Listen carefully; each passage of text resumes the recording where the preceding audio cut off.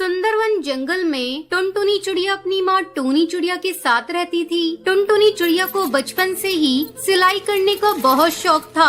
जब भी उसे समय मिलता वो अपनी माँ की सिलाई मशीन निकाल कर उस पे सिलाई करने लगती। माँ ये देखो ना, मैंने कितनी अच्छी फ्रॉक सिली है। अरे वाह बिटिया, तूने तो बहुत अच्छी सिलाई की है। लेकिन बेटा तू अपनी पढ़ाई पर भी ध्यान दे। मैं तुझे एक बड़ी अफसर बनाना चाहती हूँ। तेरी परीक्षा होने वाली है और तू सिलाई करने में लगी रहती है। माँ मुझे सिलाई करना अच्छा लगता है। मैं पढ़ाई के साथ साथ सिलाई करना भी सीखूंगी। मैं कुछ नहीं जानती, आप मेरा दाखिला किसी सिलाई सेंटर में करवा दो। ठीक है टुनटुनी, जब तेरा इतना ही मन है तो मैं तेरा दाखिला किसी सिलाई सेंटर में करा देती हूँ। अगले दिन टूनी चिड़िया टुनटुनी का दाखिला एक सिलाई सेंटर में करवा देती है। अब टुनटुनी पढ़ाई के साथ साथ सिलाई भी मन लगाकर सीखने लगती है। कुछ ही दिनों में टुनटुनी की स्कूल की पढ़ाई हो जाती है। एक दिन टूनी की सहेली बबली कबूतरी उसके घर आती है। अरे टूनी, ओ टूनी कहाँ है, जल्दी आ। तब टुनटुनी चिड़िया कहती है, आंटी वो माँ घर पर नहीं है, पड़ोस में गई हैं। आप बैठिए, मैं उन्हें अभी बुला कर लाती हूँ। तुम टुनटुनी हो ना? कितनी बड़ी हो गई है। जब मैंने तुझे देखा था उस समय तू बहुत छोटी थी। पहचाना मुझे? मैं तेरी बबली आंटी हूँ। टुनटुनी तू जाकर अपनी माँ को बुला ला। टुनटुनी चिड़िया पड़ोस में अपनी माँ को बुलाने के लिए चली जाती है। थोड़ी देर बाद टुनटुनी चिड़िया अपनी माँ को लेकर घर आती है। अरे बबली कबूतरी तू कब आई? टुनटुनी तू जाकर चाय बना ला। फिर टूनी चिड़िया बबली कबूतरी से बातें करने लगती है। बबली कबूतरी टूनी से कहती है, टूनी तेरी बेटी बहुत प्यारी है। मैं इसे अपने घर की बहू बनाना चाहती हूँ। मेरा बेटा बंटी एक वकील है और उसके लिए मुझे तेरी बेटी जैसी ही एक संस्कारी बहू चाहिए थी। तेरी बेटी मुझे बहुत पसंद है। तुझे इस रिश्ते से कोई एतराज तो नहीं है ना? नहीं नहीं बबली कबूतरी, ये तुम कैसी बातें कर रही हो? मुझे इस रिश्ते से कोई एतराज नहीं है। मैं लाख कोशिश करके भी इतना अच्छा रिश्ता ढूंढ नहीं पाती। जल्दी टुनटुनी चिड़िया और बंटी कबूतर की शादी हो जाती है। शादी के कुछ ही दिन में टुनटुनी चिड़िया एक बच्चे की माँ बन जाती है। ससुराल में सभी लोग उससे खुश थे। एक दिन बंटी कबूतर टुनटुनी चिड़िया से कहता है, टुनटुनी आज ऑफिस में कुछ ज्यादा ही काम है। मैं रात को देर से घर लौटूंगा, तो मेरा इंतजार मत करना। इतना कहकर बंटी कबूतर वहाँ से चला जाता है। लेकिन थोड़ी देर बाद कालू कौआ तेजी से उड़ता हुआ उसके घर आता है। गजब हो गया टुनटुनी बहन। जब बंटी कबूतर अपने ऑफिस जा रहा था तब एक बाज ने उस पर हमला कर दिया, जिसमें उसकी मौत हो गई। इतना सुनते ही टुनटुनी चिड़िया रोने लगती है।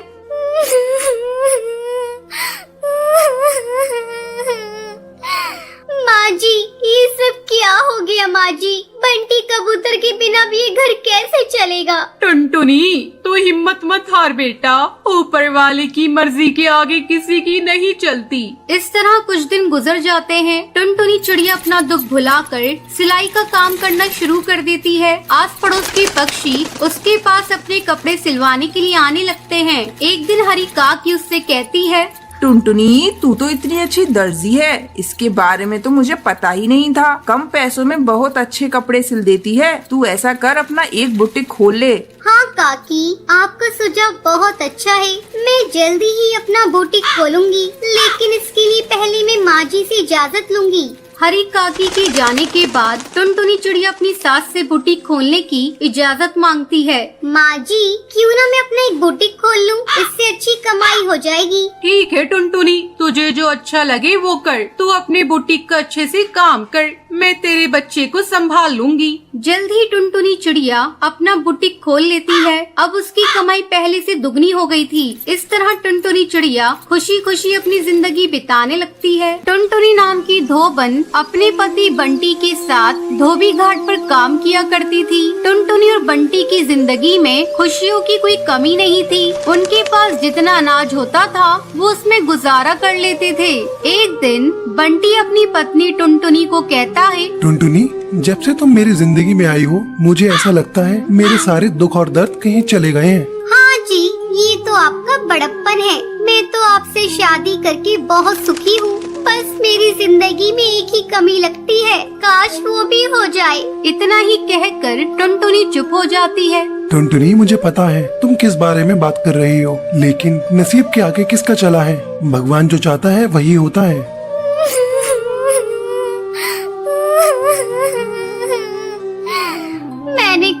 किसी का बुरा नहीं किया, फिर क्यों भगवान ने मुझे बांझ बना दिया? क्यों मेरे पास कोई भी संतान नहीं है?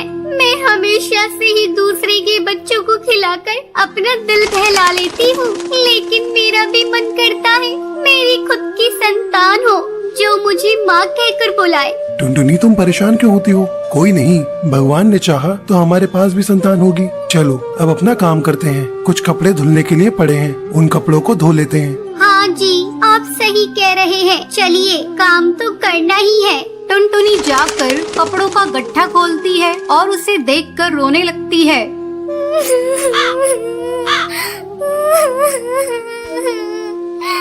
क्या हुआ टुनटुनी, तुम रो क्यों रही हो? अजी इधर आइए, ये देखो कितने सुंदर सुंदर बच्चों के कपड़े हैं। वो बच्चा कितना सुंदर होगा जो इनको पहनता होगा। मेरे घर में भी अगर कोई बच्चा होता तो मैं भी उसको ऐसे ही सुंदर सुंदर कपड़े पहनाती। उन कपड़ों को देख टुनटुनी की आँख के आंसू मानो रुकने का नाम ही नहीं ले रहे थे। टुनटुनी तुम अपना दिल छोटा मत करो, भगवान जो भी करता है अच्छे के लिए करता है। अब जो उसने सोचा है वही होगा। चलो कपड़े धोते हैं। फिर वो दोनों कपड़े धोकर सुखा देते हैं और शाम को घर आ जाते हैं। फिर अगली सुबह दोनों घाट पर जाते हैं, जहाँ उन्हें बच्चे की रोने की आवाज आती है। बंटी, ये आवाज कहाँ से आ रही है? मुझे लगता है उधर जो कपड़े पड़े हैं उनमें से आ रही है। चलो वहाँ पर चलकर देखते हैं। टुनटुनी बंटी वहाँ पर जाते हैं। फिर जहाँ से उन्हें बच्चे की रोने की आवाज आ रही थी, वहाँ कपड़ों का एक गट्ठा रखा था। फिर टुनटुनी थोड़े कपड़े हटाकर देखती है। अजी ये देखिए,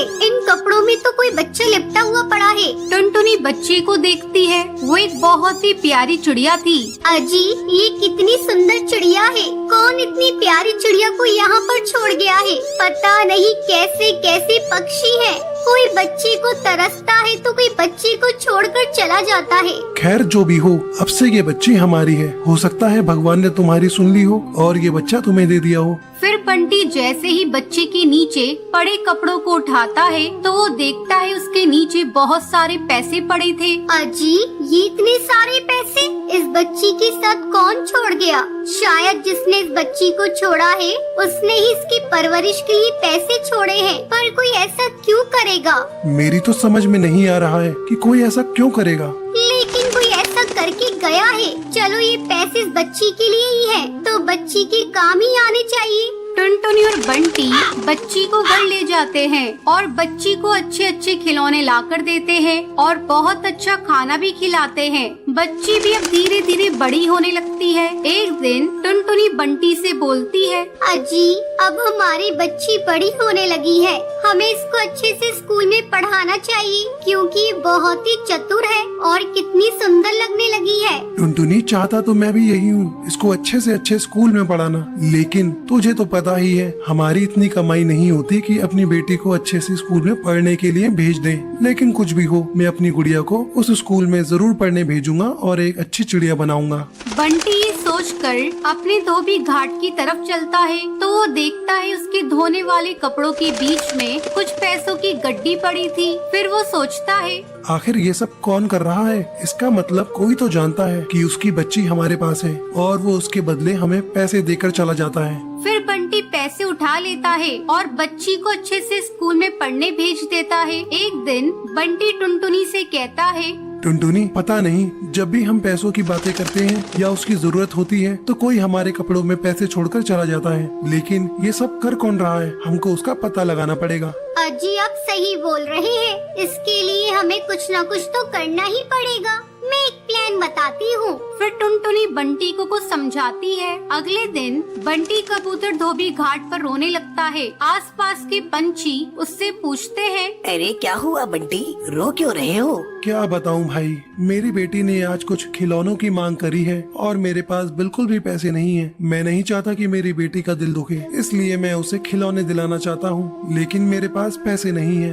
अरे कोई बात नहीं बंटी, तो तेरे पास थोड़ा बहुत पैसा है, उसी से अपनी बेटी को खिलौने दिला दे। वो छोटी है, ऐसे ही खुश हो जाएगी। इतना कहकर सब पंछी वहाँ से चले जाते हैं। फिर रात होने पर टुनटुनी और बंटी देखते हैं एक पक्षी उनके कपड़ों के पास कुछ रखकर जा रहा है। टुनटुनी और बंटी उसे पकड़ लेते हैं। अरे भाई भाई, अरे तुम कौन हो और क्यों हमें हमेशा ऐसे ही पैसे देकर चले जाते हो? अगर तुमको बच्चा पालना ही था तो तुम खुद क्यों नहीं पाल लेते? ये सुनकर कालू कौवा रोने लगता है और रोते रोते बोलता है, मैं और मेरी पत्नी बहुत अच्छे से रहते थे। मैं उसको बहुत प्यार करता था, लेकिन ये बात मेरे घर वालों को अच्छी नहीं लगती थी, तो उन्होंने हमें घर से निकाल दिया। जैसे ही मेरी बेटी का जन्म हुआ तो उसकी माँ इस दुनिया को छोड़कर चली गई। कुछ दिन तो मैंने अपनी बच्ची की परवरिश की, लेकिन ये मुझसे नहीं हो पा रहा था। ये आपकी बच्ची है, फिर आपने अपनी बच्ची को हमें क्यों दिया? मैंने एक दिन यहाँ टुनटुनी बच्ची के लिए तड़पते हुए रोते हुए देखा। फिर मैंने सोचा कि आपको संतान की जरूरत है, इसलिए चुपके से बच्ची को यहाँ छोड़ गया। और जैसा मैंने सोचा था बिल्कुल वैसा ही हुआ। मैं जरूरत पड़ने पर पैसे देकर जाता हूँ, जिससे मेरी बच्ची की परवरिश में कोई कमी ना आए। मैं आप लोगों से हाथ जोड़कर बोलता हूँ कि मेरी बच्ची को कभी भी ये मत बताना कि मैं उसका पिता हूँ, वरना वो मुझसे नफरत करने लगेगी।